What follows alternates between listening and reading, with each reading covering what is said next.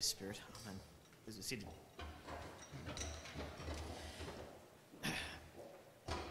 So normally we follow a 3-year cycle of lessons in most mainline churches, including the Anglican Church, the Methodist, the United Church, the Roman Catholics, and so on.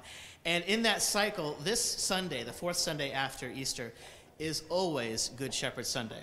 So no matter what year it is, A, B, or C, we always get an earful about the Good Shepherd imagery and all the sheep and all that stuff. And to tell the truth, most pastors have come to kind of dislike this Sunday because year after year after year, the Good Shepherd stuff gets a little bit old. And to be honest, every time somebody requests Psalm 23 for a funeral or something else, part of me kind of goes, kind of a little bit of an internal groan. To give you an example of why, one time I attended a service that was done by a friend of mine, actually, and it was Good Shepherd Sunday, and so it was these lessons. And so she had taken it upon herself to fill the interior of the church with images of sheep. And she had a huge collection of stuffed sheep. And so she put all these stuffed sheep everywhere. And then she had printed out a bunch of posters and banners of sheep. And it was just like an explosion of cotton balls. I felt like I had fallen into like a cotton loft or something. It was pretty bad. It was pretty bad. And part of the reason that we react this way is because normally the way that these passages are kind of superficially interpreted is that we are the sheep. And when we imagine ourselves as sheep, that's kind of comforting. We sort of imagine that God, the Good Shepherd, is going to take care of us and lead us to good water and good pasture and so on. But it's also a little bit limited. I mean, if that's all we are, sort of sheeple that kind of follow Jesus and are taken care of by God, it's not quite as satisfying as we might hope for. And in fact, what Jesus promises at the end of this passage is one of those great lines, that you may have life and have it abundantly. In other words, not just that your needs will be taken care of, that you'll be led to find pasture or good water, but you'll actually have something better, that you'll have abundant life. And that's what these passages are inviting us to imagine in this time in Easter. There's other reasons why we might not want to stop with just simply imagining ourselves as sheep. For one, the comparison is not very complimentary to us. And you ask any shepherd, and you'll hear a very different story about what sheep are like. Sheep are famously rude, bad-smelling, and whenever they rub up against something, a person or a fence, they leave a sticky coating that makes you wonder why anyone would think that lanolin would make an attractive hand moisturizer. They don't even have common sense enough to stop eating when the eating is sweet. If you give them alfalfa, they'll just eat it until they make themselves sick and maybe even die. That's one of the reasons why they have to move them along, you see, also, because they eat so voraciously that if you keep them on one patch of grass, they'll actually eat down to the roots and they'll destroy the pasture land. So you have to keep sheep moving, otherwise they'll destroy the very land that would give them life.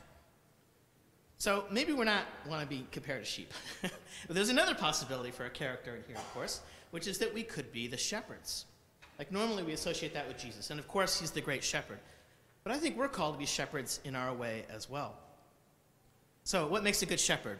Well, first of all, one of the things that's interesting about shepherds is they combine both vigilance and a kind of nomadic lifestyle. They move from place to place. That's part of the reason that shepherds were not very much liked in the ancient world, because they would move on, from place to place. They didn't have roots. They were thought to be kind of people without families almost.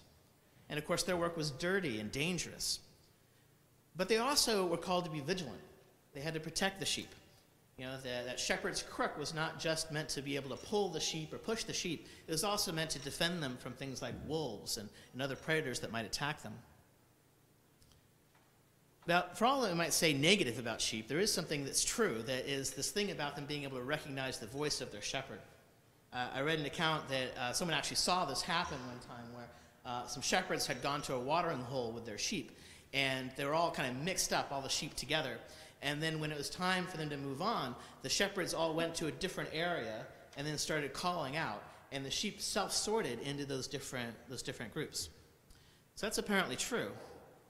And that's very interesting to me, because when you consider how the Gospel of John and even the Bible itself begins with an utterance, a word, a logos, that recurrence of word as something that brings order to chaos is a highly resonant image for us. So what is that word that we call as shepherds who are calling sheep to our flocks? Well, of course, it's the word of Jesus. And it's the hope that he proclaims in the Easter resurrection. Doing so, though, is more than just about sort of proclaiming Jesus. It's also this piece about calling the sheep by name, which is quite interesting to me. So what does that look like? I would suggest that being able to call to the world around us, to the flocks that are trying to gather to a place such as this and into our community, into our families, is about being attentive to those who are around us, to learn what their true names might be.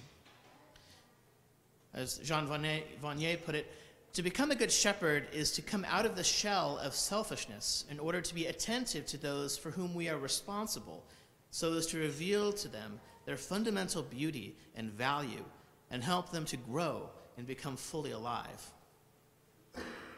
Doesn't that sound a lot like what Jesus is promising when he says that he's calling us to life, but abundant life? So what does that look like, learning the names of our neighbors?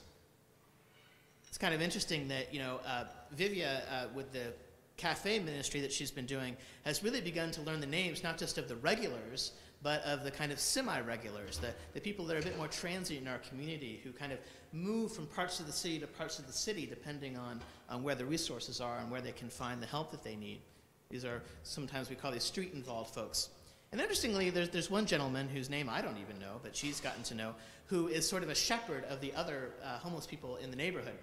And he comes to her and he talks to her and she gives him coffee and things like that, and she helps kind of coordinate a little bit some of the activities that he does. But he kind of keeps the others in line, which I thought was really kind of interesting. I think that we should do a similar kind of work, each of us in our own way, find ways to learn the names of the people around us. For example, outside the LCBO, there's a woman who is always there. They're talking about the LCBO in DuPont here. And her name is Victoria, I've learned. And I know where she lives, the building she lives in, and I know a bit about her story. And I've even met her boyfriend at one point and things like that. And learning a bit about her and why she does what she does, why she asks for money outside the LCBO, has been a really interesting experience. And I think that we can do this in our own ways. There's probably people that we see almost every day, just kind of walking around and stuff. And you can learn something about that person and learn their true name. So now, as I commonly do, I'm going to kind of open this up a bit and hear some reflections from some of you guys about this. How is it that we learn the true name of those around us and call sheep by name so that we can be good shepherds?